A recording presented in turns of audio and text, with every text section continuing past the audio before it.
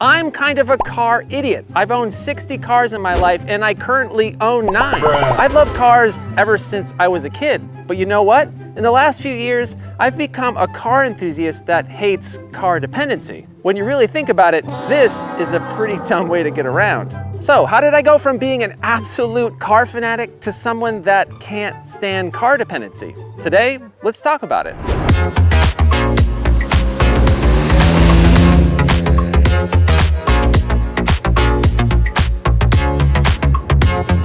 As a kid of the 80s and 90s, I loved cars. From the Back to the Future DeLorean to KITT, I was constantly imagining all of the places I could go when I finally had a car. It's pretty obvious that the romanticization of the automobile is deeply ingrained in American culture, and I ate it up. Once I got my driver's license, driving a car really did feel like freedom. I could actually leave my neighborhood on my own. I didn't realize it at the time, but having a car felt like freedom only because I was living in a place completely dependent on driving. But even though I was given several hints that car dependency was problematic, the allure of automobiles overpowered all that. I started buying cars and fixing them up. I eventually bought a race car and joined a racing series. Car enthusiasm got a hold of me and wasn't letting go. I was hooked. I loved cars.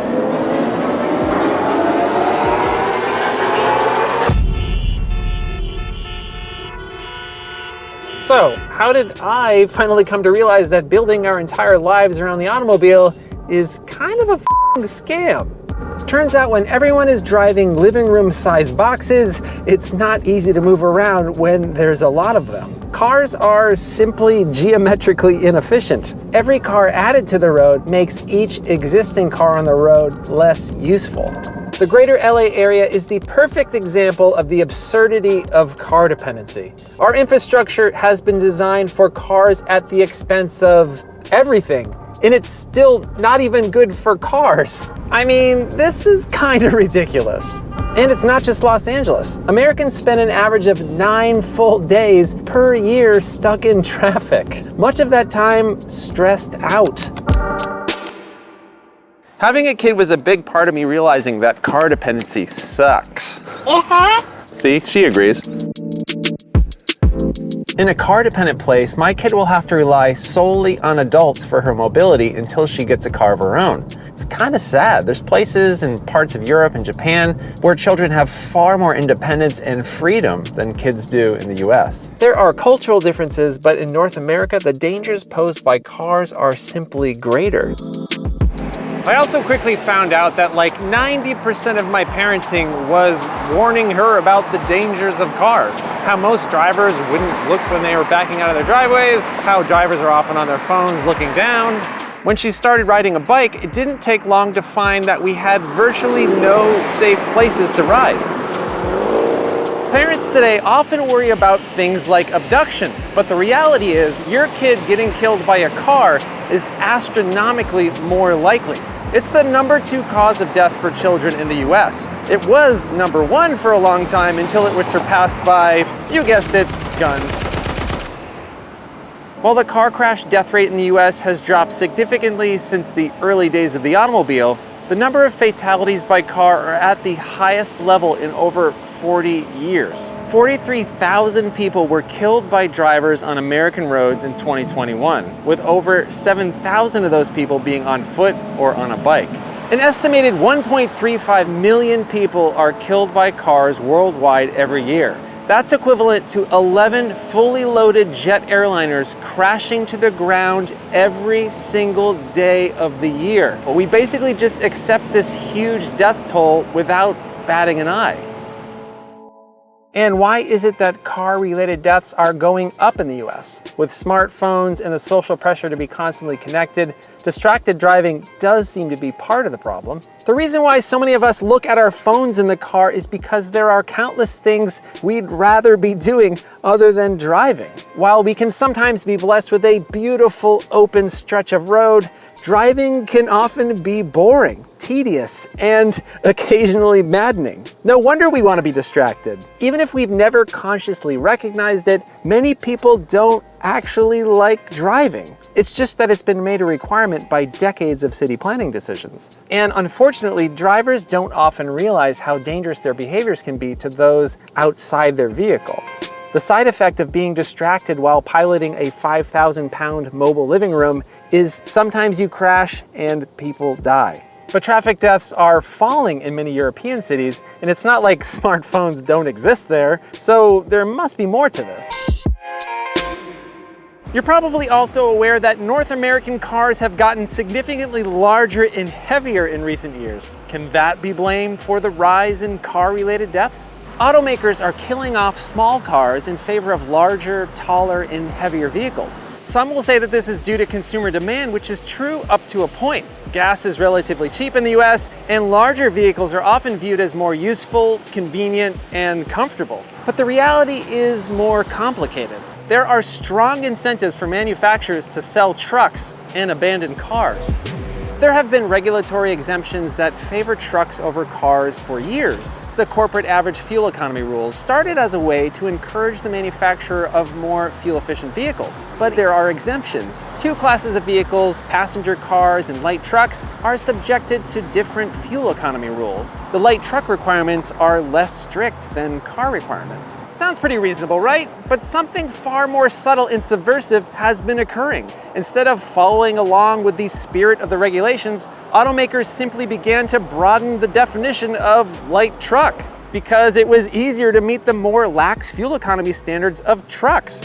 And here lies the major death by car problem. With larger, heavier vehicles comes more fatalities. Vehicle size and weight has a huge effect on crash survivability. For every 1,000 pounds a car weighs over a Toyota Corolla, the chance of killing goes up 46%. Kids are 8 times more likely to be killed when hit by a pickup truck or an SUV. A larger, heavier vehicle may be safer for the occupants, but it's far less safe for those in lighter cars and to anyone outside of a car.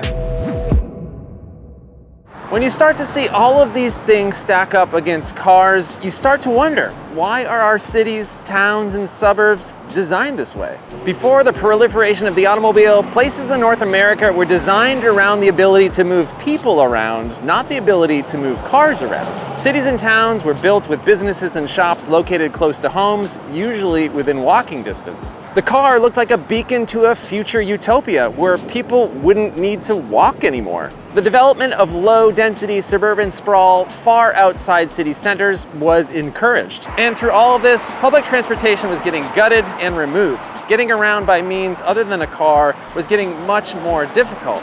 And this completely car-dependent future was lobbied for by, you guessed it, the auto industry. Securing the dominance of car-centric infrastructure would of course propel the sales of cars for generations to come.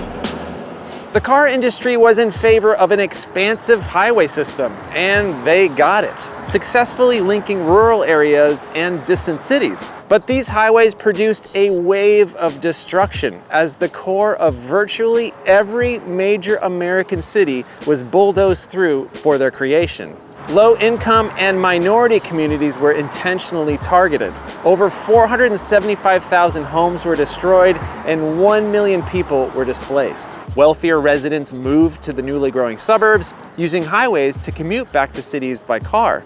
That drained the city's tax bases and sped up their decline.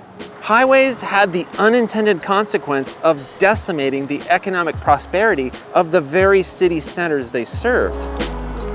The wounds cut into our cities and the proliferation of downzoning and minimum parking requirements have created huge swaths of non-places, which are places that exist only because of cars. These are pretty hostile and ugly spaces if you're outside of a car.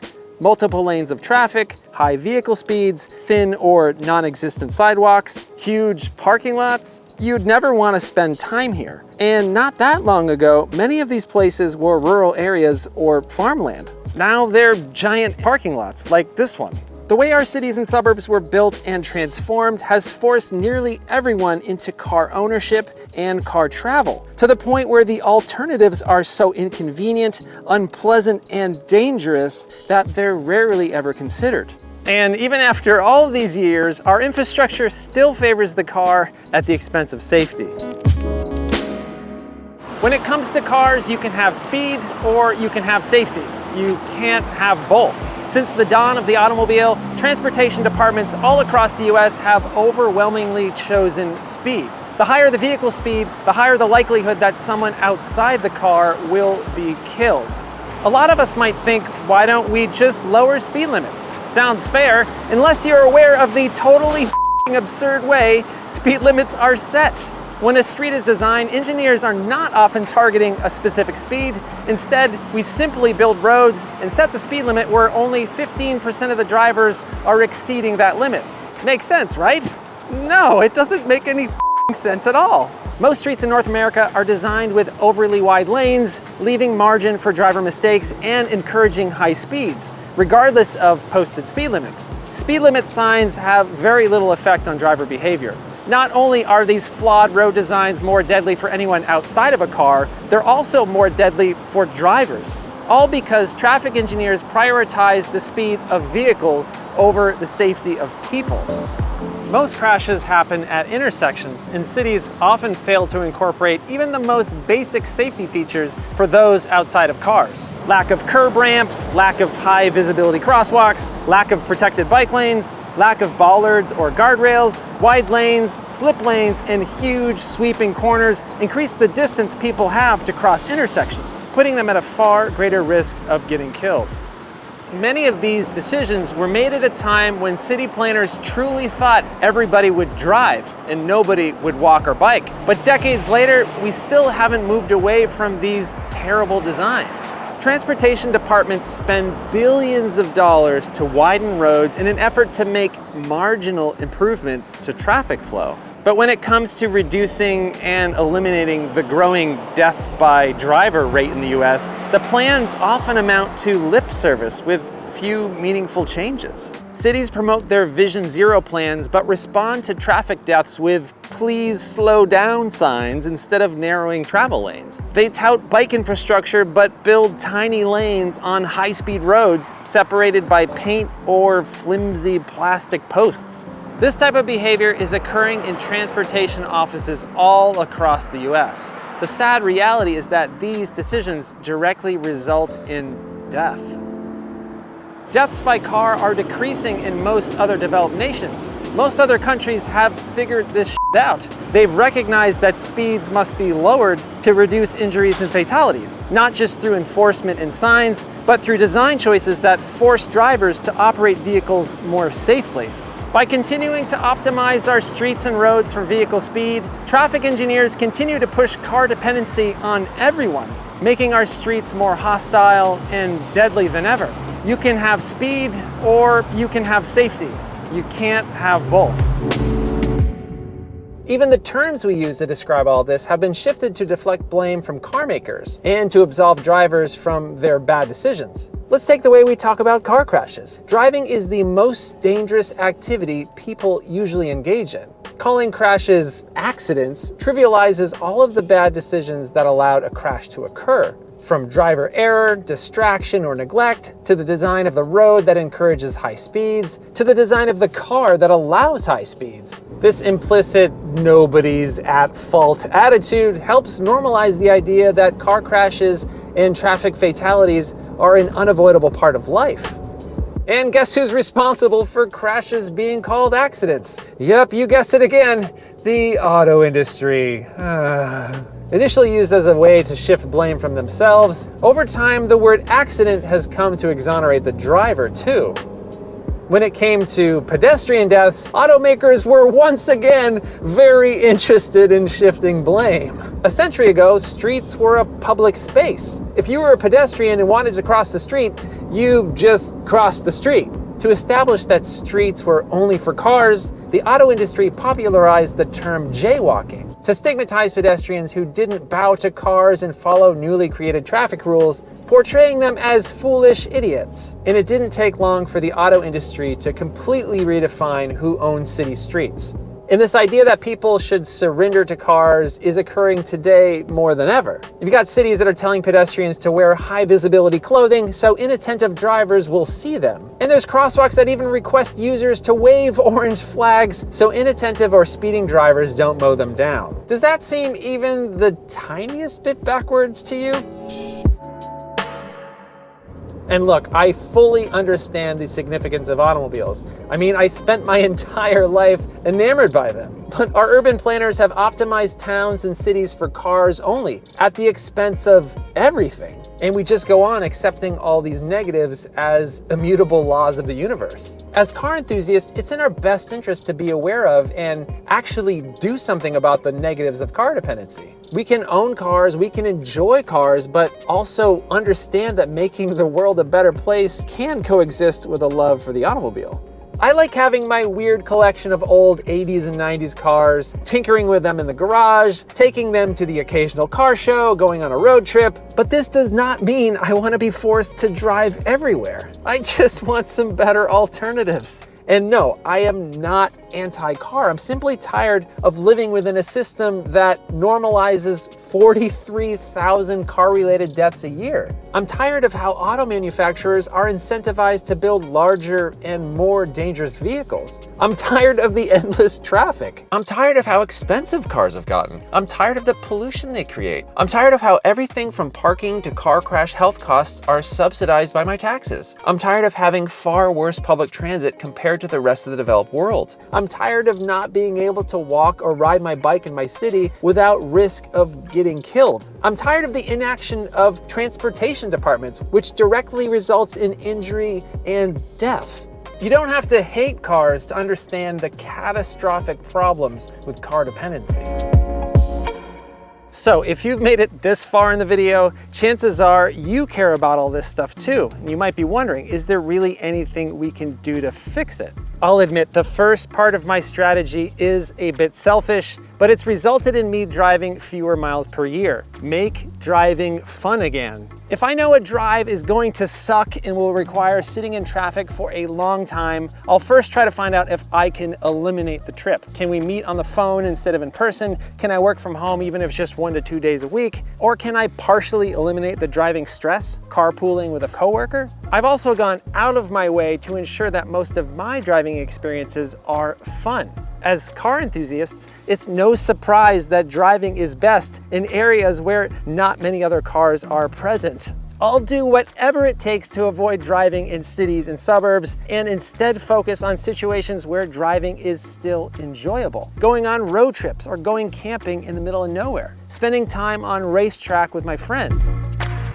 Most people who own a car will drive everywhere because the investment's already been made and our infrastructure is designed only for cars. So there's this built-in inertia that keeps almost everyone driving. But with a little bit of planning and removing the idea that the car is always our default, we can sometimes find reasonable alternatives. I know that driving downtown is going to suck no matter what. I'll be sitting in traffic for over an hour and spend 20 minutes looking for parking. By being flexible with my departure time, I could take the train, which could take about the same amount of time as driving, but with far less stress. And we have to think about our driving habits. Over 50% of car trips in the US are under 3 miles. My local supermarket is only 1.5 miles from my house. Until recently, I never considered getting there other than by car. As an experiment, I wanted to see how difficult it would be to go grocery shopping by bike. Turns out it's less than a 10-minute ride. By not making the car my default choice, I was able to get some exercise and eliminate an annoying car trip.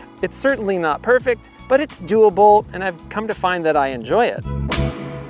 The other thing I've come to realize is that our built environment can and should change. It just takes active involvement with your city or town. It is possible to make places better for both pedestrians and drivers. It's not mutually exclusive. Adding convenient and safe alternatives to driving will reduce the number of cars on the road, making it better for those that choose to drive. Instead of spending billions on street widening projects that induce more car traffic and ultimately make congestion and pollution even worse, focusing on other travel options is really the only sane long-term strategy. And what if we actually had streets that were safe and pleasant to walk on, making the street a destination rather than just a non-place designed to speed through? What if shops were allowed to be within walking distance of your home? Many US cities were downzoned, essentially making it illegal to build mixed-use walkable neighborhoods, encouraging unfettered suburban sprawl. Not only did this plant the seed for the housing crisis we have today, but it often made commerce impossibly far away to walk to. So that's why I support changes to zoning laws to allow denser housing and the ability to build homes closer to commerce. It encourages walkability, bikeability, and more transit options. You may not want to live in a mixed-use walkable neighborhood, which is totally fine, but the reality is these places are hugely popular and in high demand, often because a car is not needed. We should make it easier to build housing in places where cars are not a requirement. In North America, we've been sold car dependency and we've all basically bought it up. It's been disguised as freedom. It's been disguised as the American dream. Cars can give us mobility. Cars can connect rural places. Cars can connect people. They can bring us together. They can give us enthusiasts something to be fanatic about. But how much richer, healthier, and happier would we be if some places were designed so that driving was optional? As car enthusiasts, we should all try to be advocates of safer infrastructure and increased mobility options. Not only will fewer people die on our streets, but fewer cars on the roads means driving becomes more enjoyable for those that actually love driving.